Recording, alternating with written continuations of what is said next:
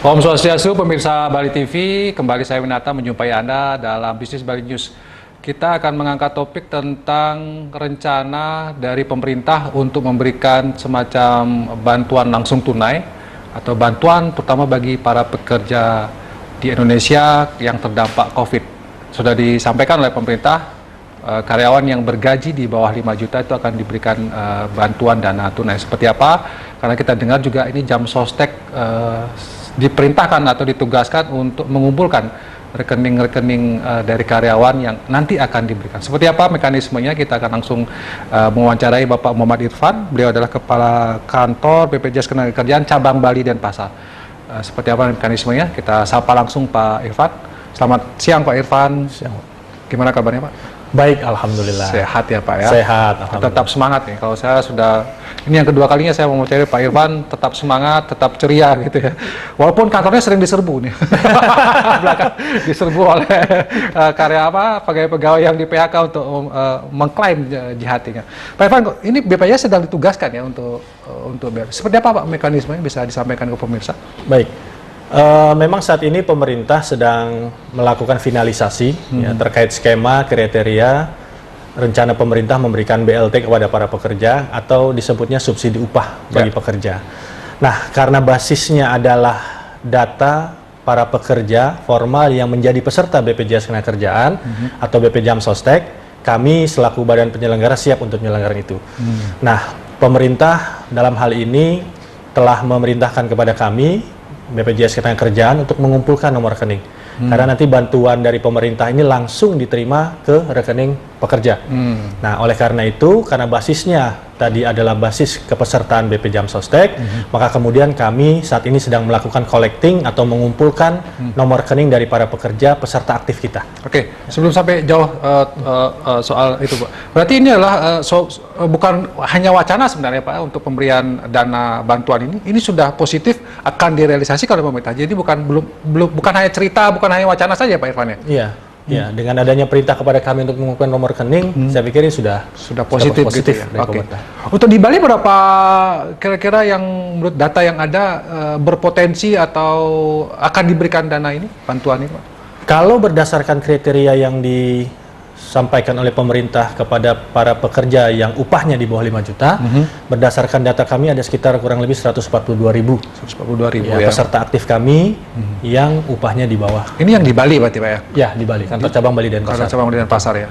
Berarti, tapi kalau sampai sekarang sudah ada berapa orang yang sudah mau input data katakanlah begitu, berapa orang? Sampai dengan tadi siang jam 12 siang kita sudah ada 67 ribuan. 67 ribuan. Ya. Cepat ya berarti Pak ya? Cepat sekali. Cepat ya. Kita baru sampaikan ini di hari Senin, kita rilis itu kepada seluruh perusahaan, peserta kita sampaikan, kemudian sudah sampai dengan siang tadi sudah 67 ribuan. Dan terakhirnya kapan menyetorkan data? Dan kita diberikan waktu oleh pemerintah dalam hal ini sampai dengan hari Jumat untuk mengumpulkan. Hari Jumat tanggal 14 Agustus ya. Jadi data yang sudah clear itu akan dikirim. Betul. Mungkin perusahaan atau pemirsa yang menonton acara ini bisa atau perlu mendapatkan semacam informasi yang lebih jelas Pak Irfan. Sebenarnya apa saja syaratnya atau siapa yang sebenarnya berhak untuk mendapatkan bantuan tunai itu? Iya. Kalau untuk kriteria persyaratan khusus nanti mungkin dari pemerintah yang akan menyampaikan gitu. Sampai saat ini kami hanya diberikan kewenangan, tugas untuk mengumpulkan nomor rekening. Nah, oleh karena itu barangkali dalam kesempatan ini kami ingin menyampaikan kepada seluruh pemberi kerja, ya perusahaan peserta BPJS Ketenagakerjaan untuk secara proaktif, ya mengumpulkan nomor rekening para pekerjanya untuk kemudian dilaporkan kepada kami, sehingga kami bisa memenuhi perintah dari pemerintah dalam hal ini untuk bisa segera mengumpulkan nomor rekening. Oke. Yang 142.000 orang itu adalah yang karyawan masih aktif sebenarnya Pak. Betul. Nah, kriteria aktif ini yang mungkin perlu diperjelas apakah aktif, karena kita kan tahu dampak dari COVID ini banyak perusahaan juga yang tidak mampu membayarkan iuran BPJS Jam Sosteknya ini. Seperti apa BPJS Ketenagakerjaan? Ya, peserta itu termasuk aktif atau tidak gitu? Yes, peserta aktif yang ada di kami adalah peserta yang memang belum dinonaktifkan oleh pemberi kerja. Ya, apakah itu perusahaannya sudah perusahaannya masih aktif membayarkan iuran atau misalnya karena COVID perusahaannya ada kendala misalnya gitu. Tapi sepanjang peserta itu belum dinonaktifkan, maka kemudian masuk kategori peserta aktif. Soal kemudian nanti apakah ada persyaratan khusus dari pemerintah, itu sudah menjadi kewenangan dari pemerintah. Pemerintah pusat ya. Tugas kami adalah betul-betul memastikan seluruh peserta yang kategori aktif tadi, kita lengkapi nomor rekeningnya, kemudian kita serahkan kepada pemerintah. Jadi pemerintah masih harus ya akan memutuskan apakah. Tapi kalau menurut Pak Irfan, peluang kira-kira katakanlah yang mungkin dari sejak COVID tidak membayarkan iuran, mereka masih punya peluang tidak untuk mendapatkan bantuan ini gitu misalnya? Saya tidak tahu, karena itu pemerintah yang.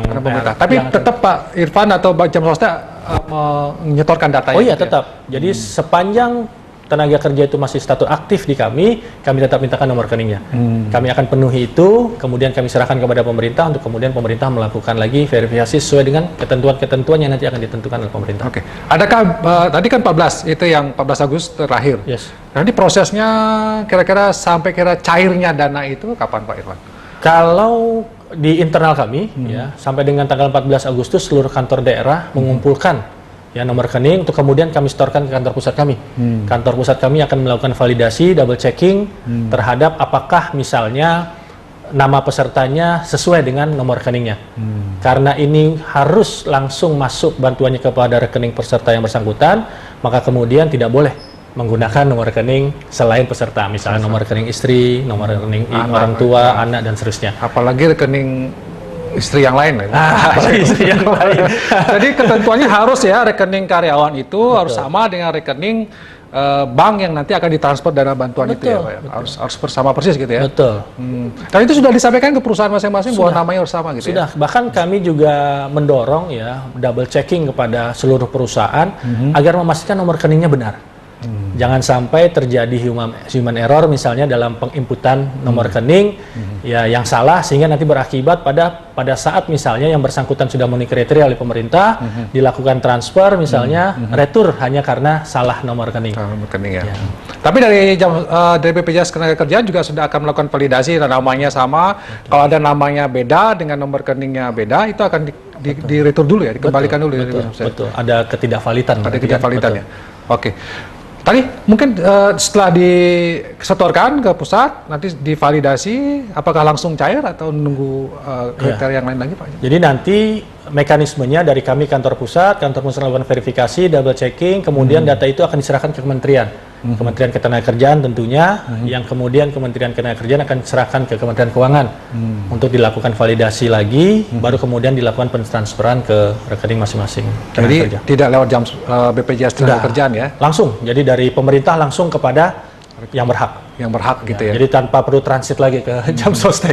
Artinya nanti jangan nanti masyarakat menduga atau mempersepsikan bahwa oh ini jam sostek yang menyalurkan, nanti ketika ada persoalan kenapa misalnya saya harusnya dapat tidak dapat, nanti mereka komplain ke jam sostek atau ke BPJS Ketenagakerjaan. Apakah itu sudah diantisipasi hal seperti itu? Iya, makanya kemudian kami sudah sampaikan kepada, dan dalam kesempatan ini juga kami sampaikan, otoritas atau kewenangan kami hanya dalam proses pengumpulan nomor rekening. Selanjutnya nanti kriteria apa sih? Kan gitu dia. Peserta yang seperti apa misalnya, ya, apakah peserta yang membayar iuran sampai dengan bulan apa misalnya, atau seperti apa, itu pemerintah yang menentukan. Gitu. Tugas kami hanya sampai pada nomor ini. Makanya kemudian, ayo segera lengkapi nomor rekening supaya minimal secara administrasi sudah terpenuhi. Baik. Dan waktunya segera, misalnya kalau sudah divalidasi di Jakarta. Ada batas waktunya Pak? Apakah nanti awal September kah atau akhir Agustus kira-kira akan cair? Akhir Agustus harusnya sudah selesai. Saya tidak tahu cairnya pemerintah itu. Pemerintah ya? Yes. Dan informasinya 4 bulan dia akan dibantu, pembayarannya 2 bulan sekali itu seperti apa? Iya, jadi berdasarkan informasi yang kami dengar, memang untuk 600.000 per bulan selama 4 bulan dan akan dilakukan pembayaran sekali transfer untuk 2 bulan, jadi 1,2. 1,2 ya, yes. 1,2 sekali transfer dan itu 2 kali gitu ya, selama 4 bulan. Dihitungnya mulai bulan Agustus apa September ya? Saya belum sampai ke situ. Karena jam sostek hanya untuk mengumpulkan data-datanya itu saja. Betul. Baik, Pak Irfan, kalau kita bicara tentang bagaimana proses ini dan respon dari perusahaan sudah cukup baik ya Pak ya. Ada kendala-kendala selama ini mungkin dari perusahaan?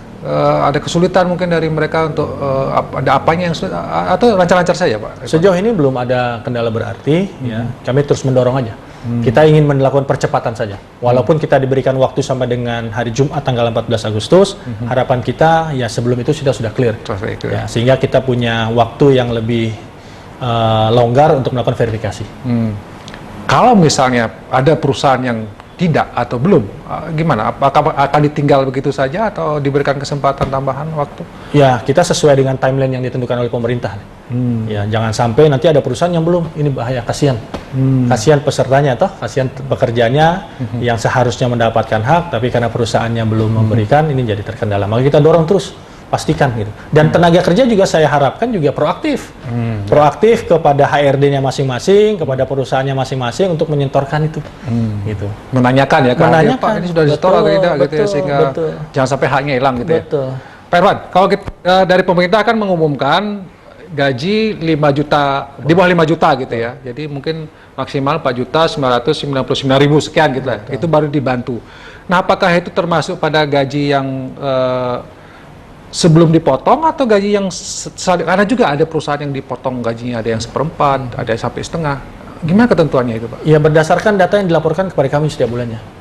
Jadi basis datanya adalah upah yang dilaporkan kepada kami. Yang sebelum-sebelumnya Pak itu ya? Iya. Oh, oke. Ya, jadi bukan yang setelah dipotong, misalnya yang sebelumnya gajinya 8 juta misalnya, karena COVID dipotong 4 juta, apakah ini juga berhak mendapatkan atau tidak? Ya, data terakhirnya yang ada di kami, katakanlah misalnya sampai dengan bulan Juni misalnya, ya data terakhir yang bersangkutan dilaporkan kepada kami gajinya berapa? Oh gitu. Oh yang bulan Juni ya, Yes. bukan yang sebelum COVID ya. Jadi yang sudah dipotong itu justru bisa dapat peluang untuk dapat ya. Jadi mungkin ini juga informasi yang penting buat disampaikan kepada karena ini ada persepsi yang beda-beda kita di masyarakat. Ada yang aktif, misalnya yang soal yang aktif tadi gitu, ada yang mengatakan misalnya dari Maret belum dibayar sampai ini nanti dianggap tidak aktif dan tidak punya peluang. Tapi Pak Irfan tidak, Jam Sostek tidak sampai ke sana ya. Kewenangannya nanti yang memutuskan pusat.